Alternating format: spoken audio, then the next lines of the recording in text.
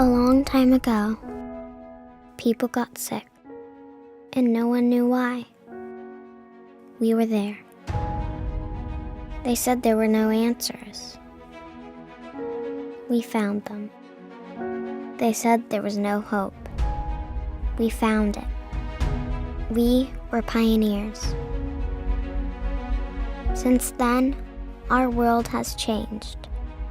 We slowed down, and our voice grew quiet, but cancer did not. People still need us, and today we choose to stand together. We are stronger because of those who came before us, and now we will forge a new path. Together, we will no longer remain quiet in the shadows. We will change. We will innovate. Together, we will save lives. We will celebrate lives. We will lead the fight for a world without cancer. Together, we are the American Cancer Society. Hi, I'm Robin Selden, and I am so happy to be here with you today.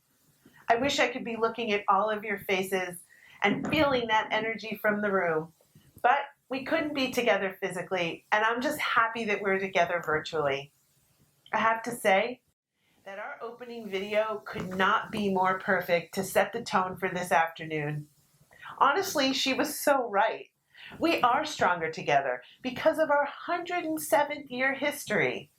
And today, we're ensuring that our voices don't grow quiet, because through this global pandemic, we know that people still need us. In fact, cancer patients and their families need us more than ever. When the pandemic hit, we were faced with a really difficult decision. Should we cancel? Should we postpone? What should we do with our luncheon? That obviously would have been really easy for us to postpone to next year. But you know what? We are women leading the way to wellness. And our community celebration is an opportunity for women to come together. We lift each other up. We empower and remind each other to take care of ourselves. We provide hope in the fight against cancer. And we know that when it comes to fighting cancer, there are no easy options. So we are here to celebrate our luncheon with you today. I would be remiss if I didn't share something personal with you.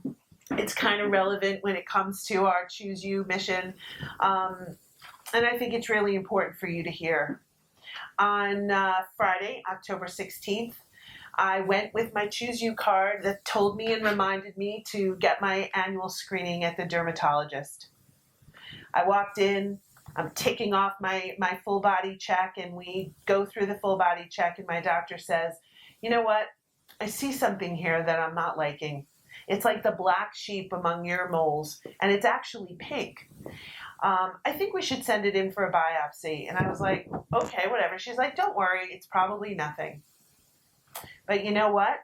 On Wednesday the following week, she called me with the results. And she said those words that I just never thought I'd ever hear. You have cancer. And I just sat there, and that's the moment that it became like a Charlie Brown cartoon. And everything she said sounded like that teacher in the background going, wah, wah, wah, wah, wah. I didn't hear a thing she said. I hung up the phone, I sat at my desk, and I thought, what the hell did she just say to me? And I couldn't believe that I had no idea. So I called her back, and we had the conversation, and I fact-checked, and I heard the truth about what it was. And for those of you that know me, you know I don't let grass grow under my feet. So my next call was to the surgeon, who I scheduled 2 days later on that Friday, so he could get this off of my body and we could move forward. I think the reason I'm sharing this with you is because Women Leading the Way to Wellness keeps me personally in check. And when I think about my best friend who died of cancer, or my mother's best friend that died of cancer, it fuels me to continue the fight against cancer and to make sure that I empower women to take care of themselves and share this message so that we do not lose any more best friends. Wow, Robin, if that doesn't remind us all why we're here, then I don't know what will. I'm Kit Shapiro. We are so proud to welcome you to the reimagined 2020 Women Leading the Way to Wellness. The fight goes on no matter what we are up against. We will always be here. We will adapt. We will innovate and do whatever it takes so that we can continue to be here for every patient and every family that hears you have cancer. Hi, I'm Maureen Clark-Newlove. Before we begin, we have to take a moment to truly thank some of our community partners. We know how deeply impacted each and every business, organization, and family has been by this pandemic, and your continued support is a true testament to your dedication and commitment to the fight against cancer. A special thank you to our partners, the Whittingham family, Nuvance Health, NBC Universal, Nordstrom's, Stanford Health, and Terex. You have stood at the forefront of the fight against cancer with us for years. There is just no way to put into words how grateful we are to have you by our side in everything we do. You know, one of my favorite traditions that we have is our wellness moment. And I'm so psyched to keep this going for our 7th year in a row. It gives me great pleasure to introduce Suzanne Palazzo of Upper Deck Fitness so that she can share this moment with us. And I cannot wait to see what she has in store for us this year. Robin, thank you so much. It is such a pleasure to be here. I'm always honored to be a part of this event, but today I'm literally humbled to be here with you because the fact that we are all together, the fact that the committee has worked behind the scenes to pull this together and pull this off speaks volumes about the resiliency of human nature. It speaks volumes about our capacity and everything that we are capable of. But sometimes in the pursuit of all of that, guys, we lose scope of the fact that there's a lot of power to be found in doing less. So I want to share a little game I play every morning, and that is simply, what can I say no to today? It's incredibly empowering. I take a look at my to-do list, and instead of feeling overwhelmed by it or wondering where I'm going to start, I begin by actually crossing something off of it completely. I take something off my plate. I say no to something when in reality I'm actually saying yes to myself. And that is what I want you to start practicing right now today. What can you say no to today? Find the strength to cross something off the list and watch the other pieces start to fall into place. I wish you well. Take care of yourselves and each other. Thank you. Suzanne, you are just awesome. Thank you for helping us kick off today's program in such a meaningful way. Just like in years past, we want you all to walk away from today's program feeling empowered and with tools to make your personal wellness a priority. So, if you're anything like me, this pandemic has been tough on our emotional health and sometimes our physical health as well. I was fortunate enough recently to have a conversation with Dr. Skatina from Nuvance Health to talk about these challenges and get some great advice on how we're going to navigate through this challenging time. I'm excited to share this conversation with you.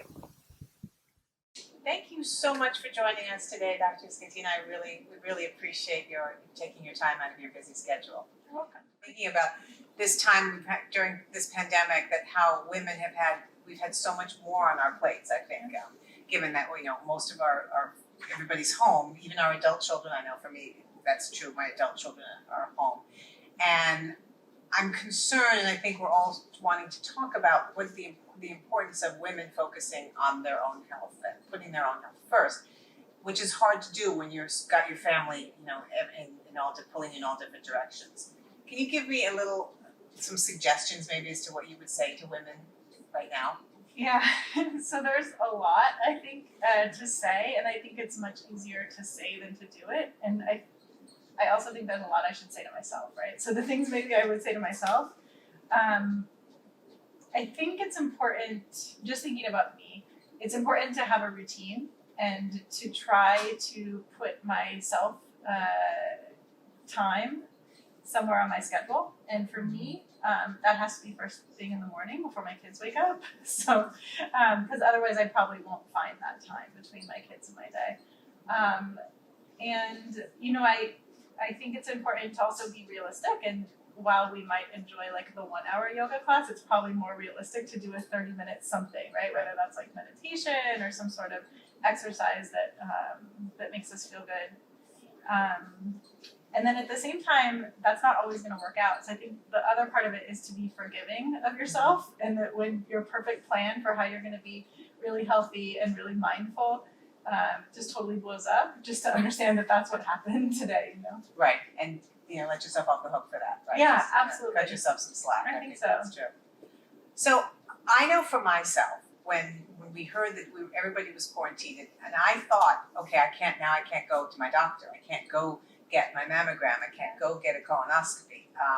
Is that the case? Is it safe to do the testing?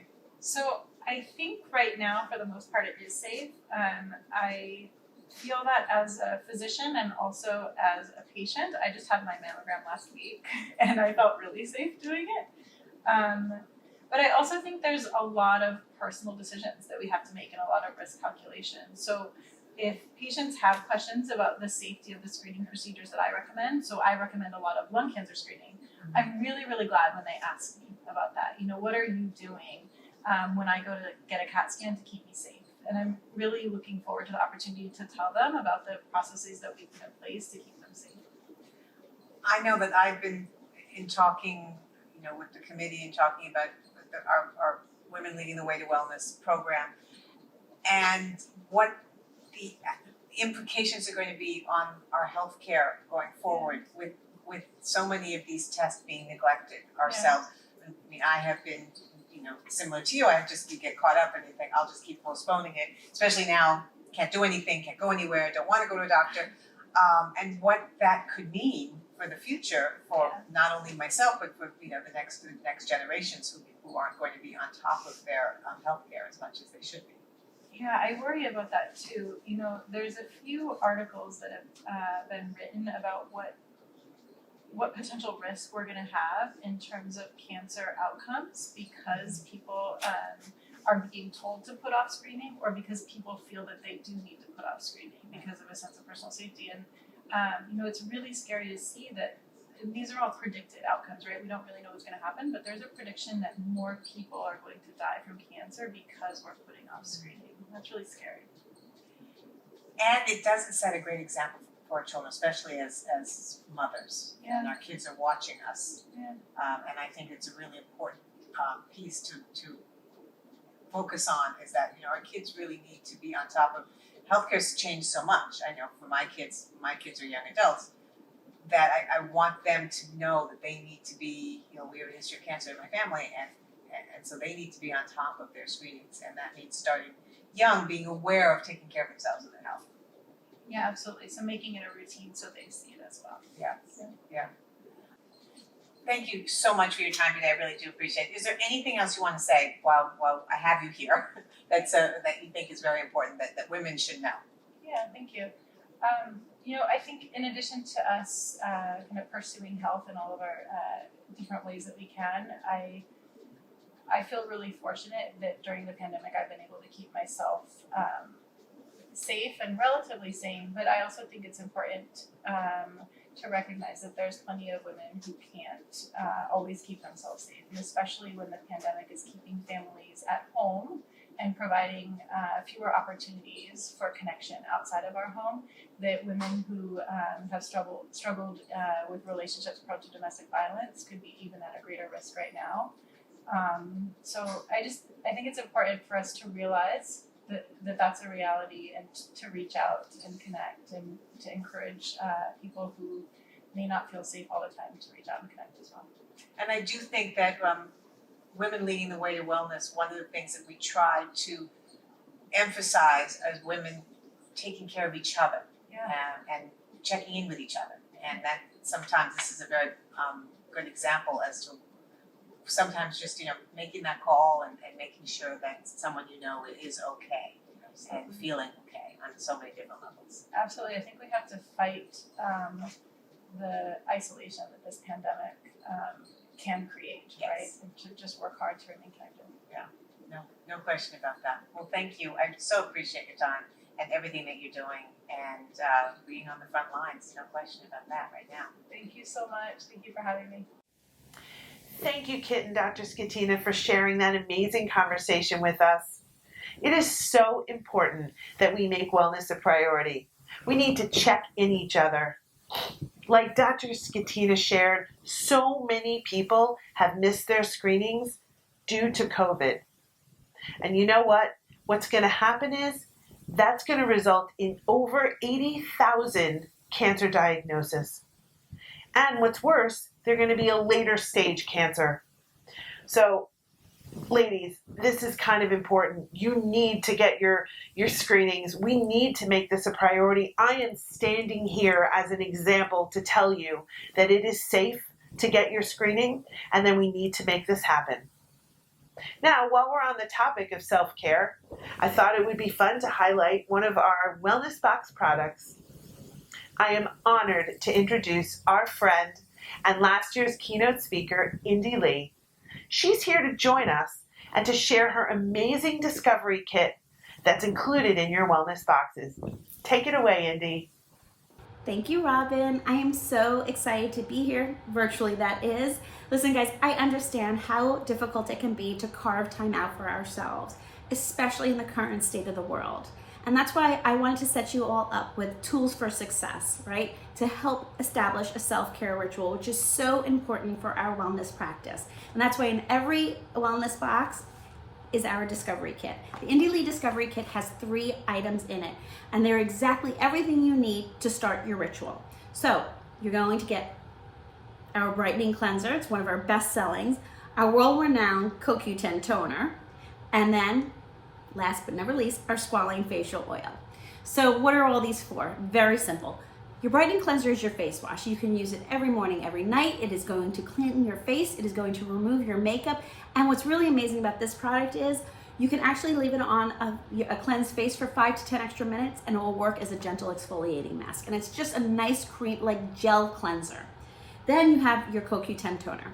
Now, this can be used as any typical toner might be used. So you would spray it on a cotton pad and swipe it all over your face, or you can go ahead and spray it directly on your face and use a cotton pad to swipe it off. But what's really great is this is formulated with CoQ10, which is the mother of antioxidants, as well as hyaluronic acid, which really binds moisture to your skin. And you've got papaya, sage. I mean, this is just such a multitasking gem. So in addition to using it as a toner, I like to use it as a makeup setting spray. As a midday pick-me-up, I'm gonna simply spray it all over my face and pat it in. And if you're someone who loves to go and work out at the gym, this is the Gym Bag Essential. And what's great is it's also refillable. So you would put it in your gym bag after you work out. Again, spray it on your face, take a cotton pad, wipe it off until you get home and you can do a proper full cleanse. And then last, but never least, is our Squalene Facial Oil. This is a moisturizer that is great for all skin types, whether they're sensitive, oily, extremely dry. This is the moisturizer for you. So how do you apply it? Very, very simple. You just take the dropper and 1-2 drops on your hands. I like to rub them together and I like to press it onto my skin, my neck, my chest, back of my hands. What's great is you can use a gua sha or jade roller with it, but you are now set up for success.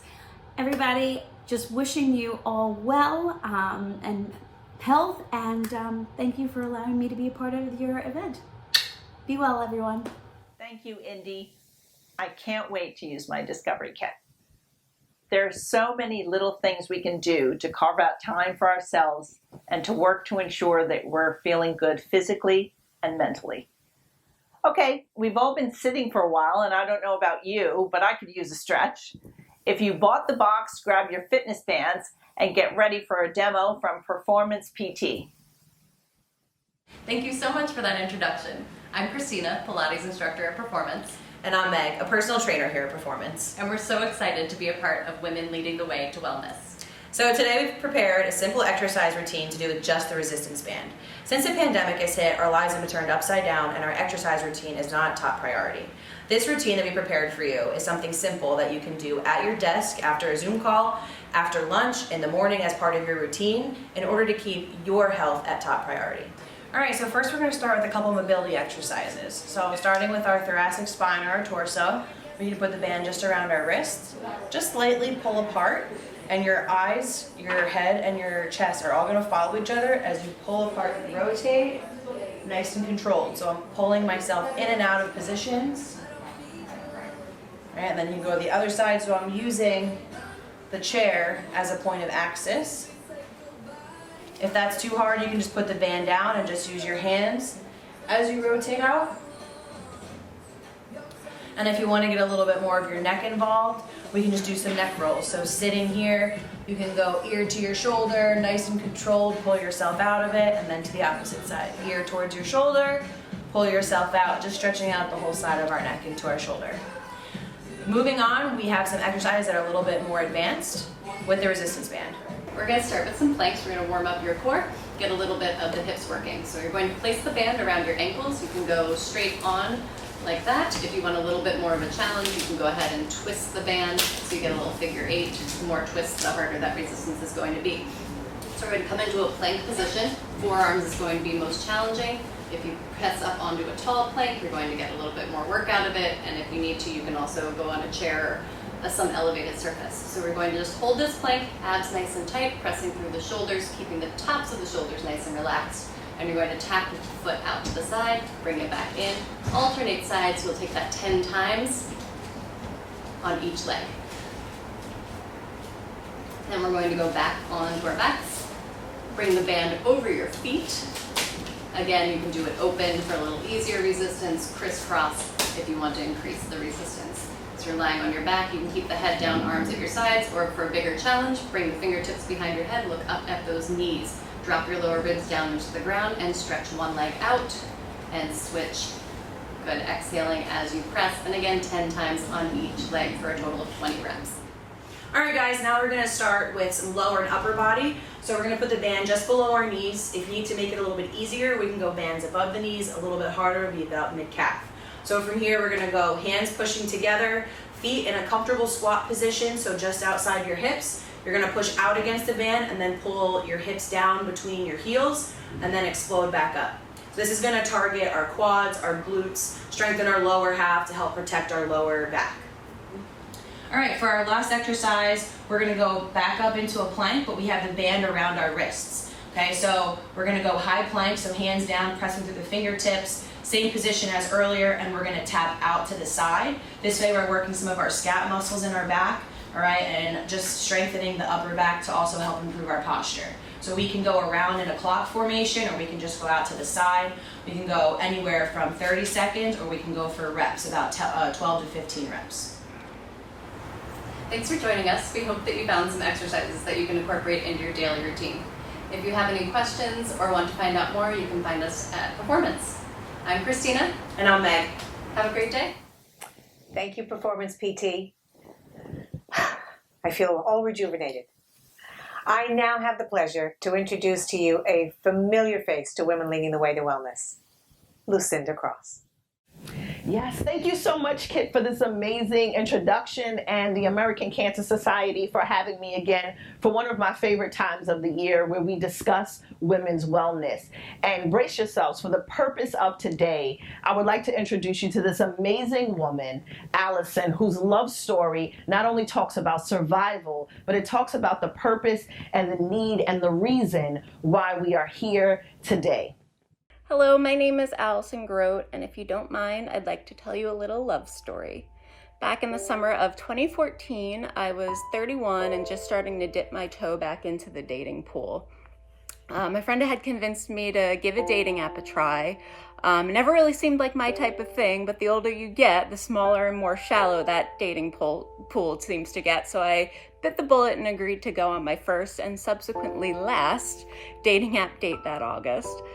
It sounds absolutely insane, but the second I swiped right on Glenn, the thought that popped into my head was, I'm pretty sure that's going to change my life. From the get-go, we wanted to keep things light, so no pressure to jump into a relationship or anything serious. Looking back now, that's pretty comical, because little did I know how serious life was about to get. I've been having some pain and bleeding for some time, and on a Monday morning at the end of that October, I found myself waking up from my colonoscopy with my doctor standing over me telling me it's cancer. I ran the gauntlet of tests and scans that accompany the new diagnosis of stage 3 colorectal cancer. And when I broke the news to Glenn, I pressed the point that I didn't want a pity boyfriend. The last thing I wanted was for him to stick around because I had cancer. He was free to walk away with no judgment, and if he did decide to stay, we weren't going to talk about it. We were going to continue to keep things light. He was going to be my time off from cancer, and that's exactly what he was. The first year of our relationship, I was in and out of radiation and chemo. I would only see Glenn on the days that I felt well. He was the light at the end of every chemo cycle, and I was absolutely falling for him. When treatment failed to completely kill the cancer, I was told that body-altering surgery was my only chance at a complete response. I remember groggily being wheeled into the OR and turning to the nurse on the side of my gurney and begging her to tell my surgeon that he has to save me because I just fell in love. When I woke up in my hospital room the next day, Glenn was sitting across from my bed with flowers in his hand. I wish I could end the story at this point and tell you that we've been living our happily ever after, but unfortunately that's not the case. In 2016, we found out that cancer was back. My chance of survival had dropped from 90 to 30%, and there was more devastating surgery ahead of me. Glenn responded to this news by getting down on one knee and proposing with a box of cufflinks because he didn't have a ring, but he wanted me to know he wasn't going anywhere, regardless of what cancer was doing to my body. We got secretly married at the courthouse 3 days later, and I had my surgery 2 weeks after that. We didn't tell anyone we were married until our wedding reception, which was 2.5 years later, so it was a fun secret to have. 2017 brought another occurrence. This time, it was inoperable and at this point, incurable. I had to give up my career for a life of bi-weekly chemotherapy treatments. And we all know those treatments will not cure my cancer. They merely keep it at bay. And there will be a time when they stop working. I think one of the hardest aspects of having cancer is living with what you lose. There has been so much that I've had to give up to cancer, my career, my dream of carrying a baby, just my life outside of this house for the past 6 months. But one of the most devastating has been the loss of my ability to dream of what my future would look like. We can't look past my 3-month scans. We have no idea when we'll be told that I've exhausted all options.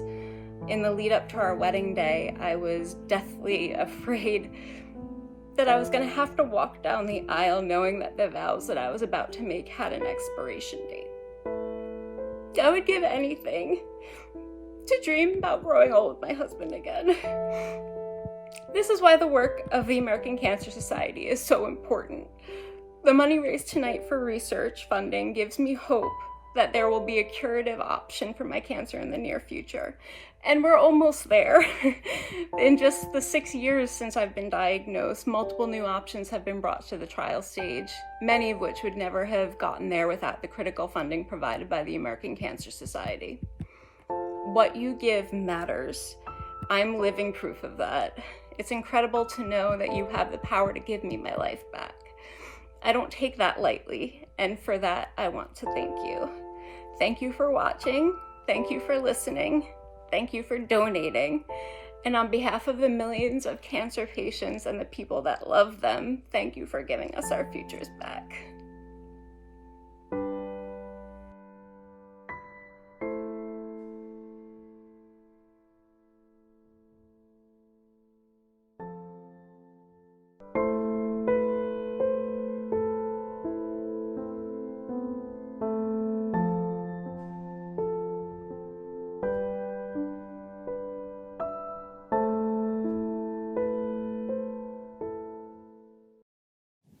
Wow, what an amazing love story. Just tears of just love, support. We send that all to Allison. Thank you so much for sharing your story. And that is one of the reasons why we're here today. Please pull out your phones. There should be a QR code or a flow code right underneath somewhere that we're seeking, and we desperately need your donation in any amount, $5, $10, $100. It all makes a difference. And so I'll read some stats on the reason why we need you to take action today, right now. One is, because of COVID-19, we're facing the greatest threat to cancer research we've ever known. The shutdown of our fundraising events in 2020 has resulted in a devastating drop in funds available for research programs. More than half of our current research grantees were impacted. Progress was slowed by lab closures. Yes, lab closures. I was shocked too. We can't and we won't allow progress to be put on hold. Let's all agree to that. We can make the change today. We cannot allow the progress to be slowed down, especially when there's more love stories and more survival stories just like Allison's. There's too much at stake to stall right now, and we're so proud that this year, you ready? All the donations raised during this virtual program, yes, I'm virtual, will support the American Cancer Society's Research Hers, that's a capital H-E-R-S, very fancy, their program. And Research Hers video is about to be played, and I want you to take a look at it. Keep your phones out. You'll be compelled to make your donation. All you have to do is scan the QR code. It's just like taking a photo. Scan the QR, the flow code, whatever you call it, and we look forward to seeing your donation.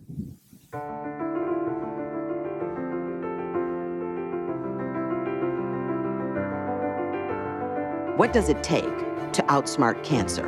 Research. It's been revolutionary to have women-led research teams. I lead a team of 10 researchers. We identified a key gene that's mutated in blood cancers. My mentor, Dr. Janet Rowley, proved the genetic basis of cancer. I built on her research and made new discoveries that led to new treatments that helped put patients into remission. In the last 20 years, we have made significant progress. There are now 5 drugs that we can use to target breast cancer, and some of these drugs also are involved in ovarian and prostate cancer. Diversity exists within cancer, And so why not have the same type of diversity and inclusion in scientists? We're looking at the specific types of cancer that shows up in women of African descent. I'm investigating why certain chemotherapies aren't working to treat triple-negative breast cancer. This is a really exciting time to be involved in cancer research because there have been a lot of breakthroughs. The pace of cancer discovery is more rapid than ever before. And it's an irony that at this time, there is limited government funding for cancer research. A number of my peers have had to close their laboratories because they were unable to obtain NIH funding. And young women researchers are at a disadvantage. Women are awarded smaller first-time NIH research grants than men, $41,000 less annually. The American Cancer Society has created a new initiative to fund women-led research. Because we need to keep these young women investigators engaged and supported. At a critical time in my career, the American Cancer Society gave me funding. They've funded me at 2 key points in my career. The first time was as a junior investigator, and the ACS enabled me to launch my laboratory. The Researchers Initiative will allow us to fund the many women who have the kind of energy, excitement, and intellect to finding treatments and cures for cancer.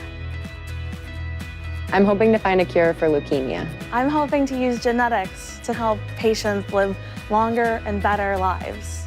There's always a question to ask, and having a grant allows me to continue to ask those questions. The American Cancer Society Researchers Initiative is a unique opportunity to invest in promising young women investigators. Because that's the next generation that we're all here to support. We've been given the gift of time.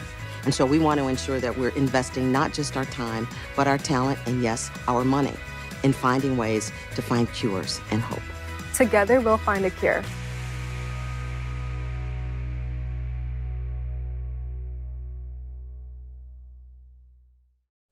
Hi, everybody. I hope you're enjoying the program so far. I'm back because I think it's important that we take a little bit of time to just breathe. Our heart rate right now, our resting heart rate is really elevated due to the way we're living because of the pandemic. So deep belly breathing is really critical to our mental and physical health and well-being. Okay, so wherever you're sitting right now, which is likely in a chair, I want you to find 2 feet to the floor for me, fully to the floor. And even go ahead and maybe kick your shoes off if that's something that's accessible to you. Feel the ground underneath you. And if you're in a chair with a back, go ahead and lean back. Let that chair fully support you. Give your body weight fully over to whatever you're sitting in. Okay, and we're just going to kind of settle in here. Let ourselves go. And if you're comfortable, you're going to shut your eyes with me here.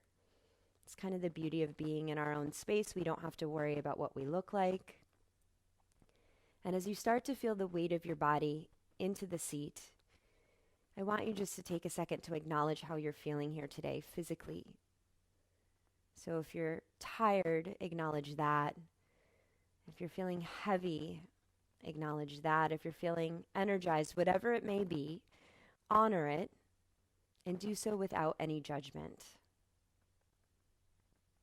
Okay, and then we're just going to tap into that deep belly breathing, and we're going to do that by taking a nice inhale through our nose and a nice exhale out our mouth. Shooting for about 2 to 3 seconds on the way in and a corresponding 2 to 3 seconds on the way out. And as you continue with that pattern, again, 2 to 3 seconds in, 2 to 3 seconds out, I just want you to layer a little mantra on top, something that I use that really serves me well. And that is in with the good when you inhale and out with the bad when you exhale. Taking in all that serves you on the way in and letting go of anything that does not on the way out. Good, guys. A couple more for me. Maybe even let that exhale be audible like a big old sigh. Let it go.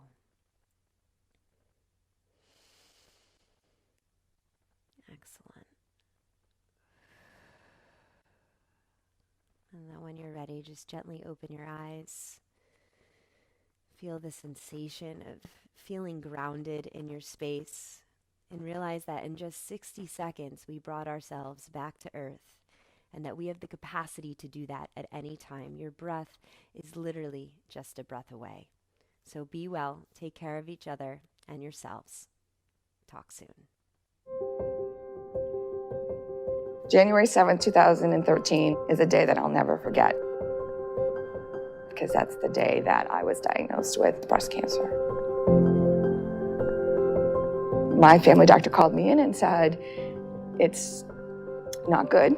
And I just knew by the look on his face that I had started a journey that I wasn't prepared for. They had asked me if I would participate in a clinical trial. I decided that I needed to do this. I needed to do this for the future of other women who were experiencing it. And I needed to do it because I benefited from all the other people that came before me.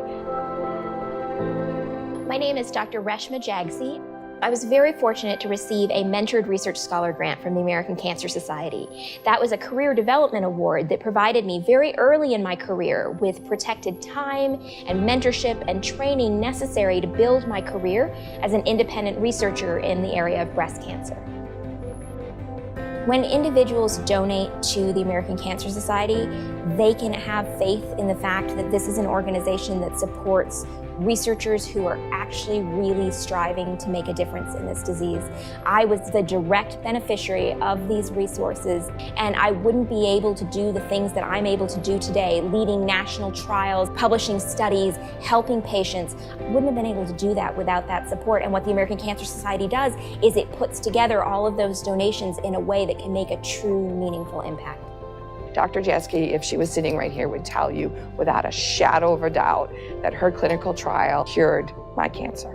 The treatment plan and the adverse reactions I had helped her determine the appropriate dose for all of the women that come after that. And that means more to me than me being cured of cancer. I am eternally grateful from the bottom of my heart. And if she was here, I would tell her that it's been a privilege and an honor to have her be a part of my team.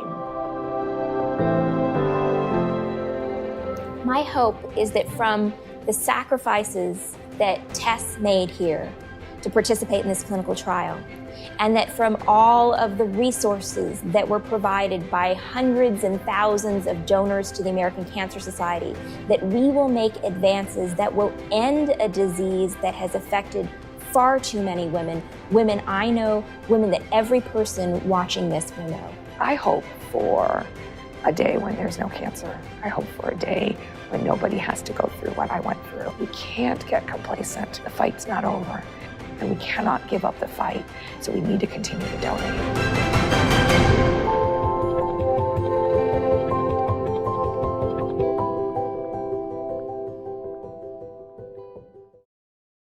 Thank you so much to those who've already donated and have dug deep into their pockets to invest not only into the research, but into those stories and those survivors, such as Allison. But here is the statistics. 2 out of 3 in our family, our friends, our network, our coworkers, our business associates will be diagnosed with cancer, unfortunately. And that is why we need your support today.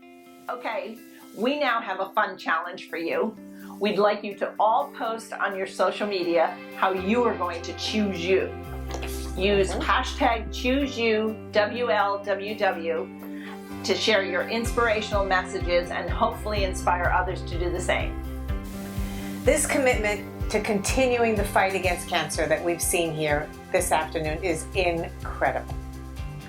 If you've been inspired by this afternoon, scan the QR code or go to visit our website to make a donation in honor of your reason to fight cancer. No donation is too small, and every dollar will make a difference to those fighting cancer. So, we're Beyond You, which we love. We are also so grateful for our amazing committee. Also our junior committee. We could not do this without you. And then we have to thank all of our sponsors, our supporters, our friends, our family. Thank you so much, each and every one of you. We would not be here without you. Now, I have a task for you. Ladies, open your phones. Okay, everybody. This is your first minute where you're making a commitment for yourself. Open your phones, get that calendar open, because now we're going to save the date for next year. All right, you ready? I'm here. Okay. I got it. So the date is Thursday, November 4th, 2021. Got it.